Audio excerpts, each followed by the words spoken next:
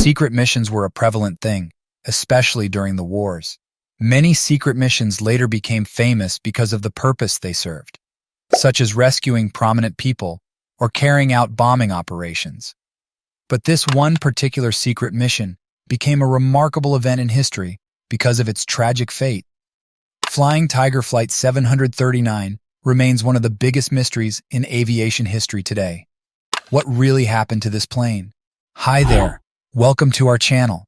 In this video, we're going to get your curiosity piqued over the famous and mysterious disappearance of Flying Tiger Flight 739. It was an aircraft traveling to the Vietnamese city of Saigon, carrying 96 soldiers and 11 crew members. On its way to their final refueling stop in the Philippines, it was never heard or seen again before reaching Vietnam. Before we find out more about this mystery, does solving plane disappearances interest you? Tell us in the comments below. Prior to discussing the details of Flight 739's disappearance, let's get to know more about the Flying Tiger first. After World War II, a group of 10 American mercenary pilots who had served in China as part of the American Volunteer Group, famously known as the Flying Tigers, united to establish a cross-country airline.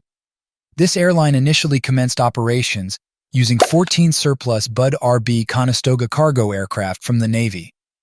According to an organization dedicated to its history, by 1949, the Flying Tiger line had obtained approval for the first-ever commercial all-cargo route within the United States. By the mid-1960s, it was operating regular trans-Pacific all-cargo flights, and in the late 1980s, it was acquired by Federal Express. This acquisition marked a significant step, ultimately propelling FedEx to become the world's largest and most comprehensive cargo airline service provider. However, in 1962, the airline established by ex-military pilots faced a notably grim period. During that year, Flying Tiger Line encountered a series of unfortunate events, resulting in the loss of 4 aircraft, primarily during charter operations for the U.S. military. Sadly, 2 of these incidents even unfolded on the same day. According to various reports, the early morning hours of March 15, 1962, were marked by gloomy weather conditions at ADAK Naval Air Station in Alaska as a Flying Tiger pilot attempted to make a refueling stop. This incident involved Flight 7816, a cargo flight en route from Travis Air Force Base in California to Japan. Around 3 a.m., as the Constellation aircraft approached the runway, visibility was approximately 3 miles, the cloud cover was at 1,000 feet, and there was light drizzle and fog over the runway as the pilot initiated the landing. It's worth noting that these conditions were well within the airline's specified weather requirements for that landing strip, which called for a minimum ceiling of 400 feet and visibility of 3/4 of a mile, as later documented in a report. Despite these approved weather conditions, the Lockheed L-1049H Super Constellation aircraft fell more than 300 feet short of the runway, resulting in the detachment of the landing gear and causing the aircraft to skid along the runway for approximately 2,000 feet.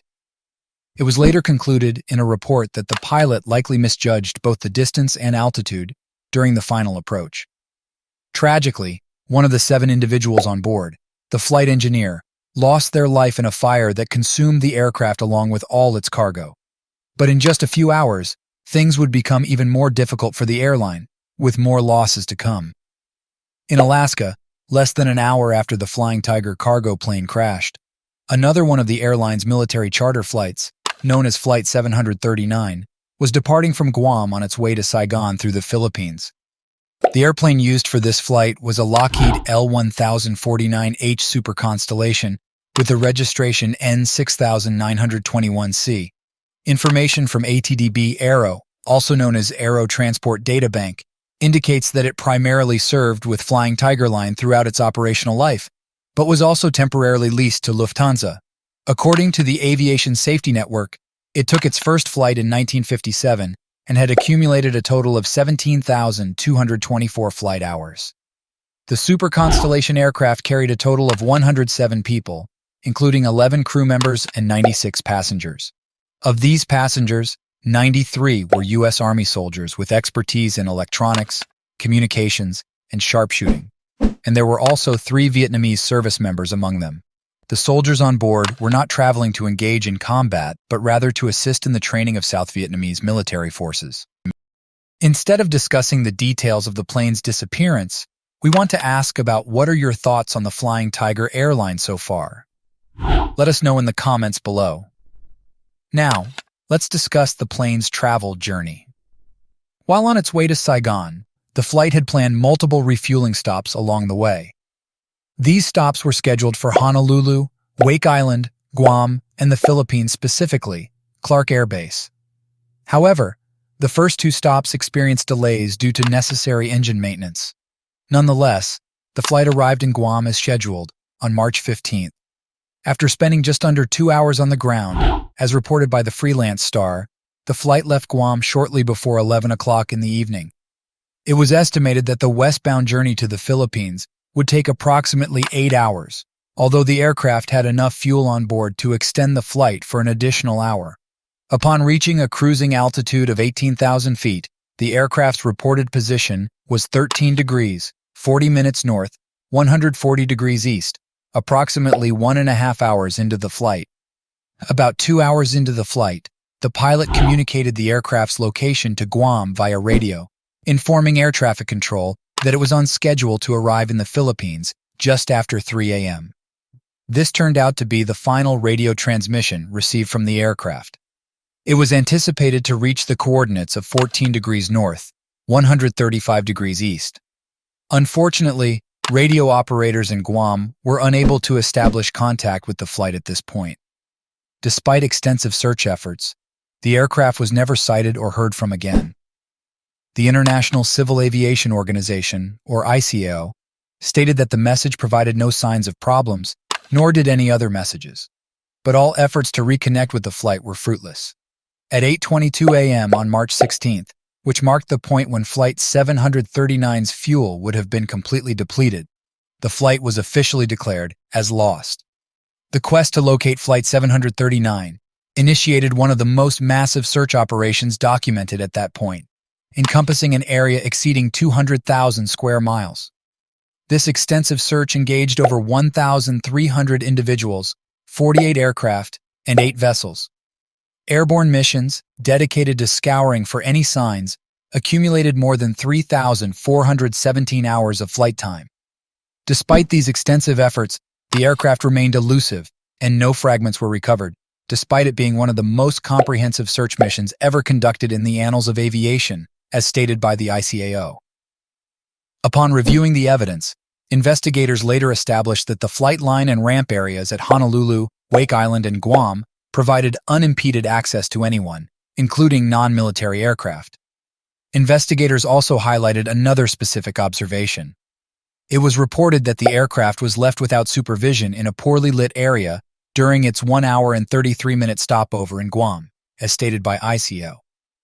But one thing that is noted by many people, in the hours following the Super Constellation's departure from Guam, witnesses aboard a ship provided potential clues. The captain and crew of the SS TL Lenzen, a tanker owned by the Standard Oil Company, reported that at approximately 1:30 a.m. on the morning of March 16th, they observed what seemed to be a mid-air explosion in the vicinity, and at the time that had been estimated by the aircraft's pilot. The ICAO report detailed their account, stating, they remembered seeing what appeared to be a vapor trail, or something resembling it, initially appearing above and slightly north of the tanker, moving from east to west. As this vapor trail passed behind a cloud, there was a luminous explosion, described as intensely bright, with a white center surrounded by a reddish-orange outer part, featuring radial lines of light of the same colors. The explosion occurred in 2 distinct bursts, each lasting between 2 and 3 seconds, and from it, 2 objects fell into the sea. In the absence of concrete explanations, various theories have emerged over the years regarding the disappearance of Flight 739.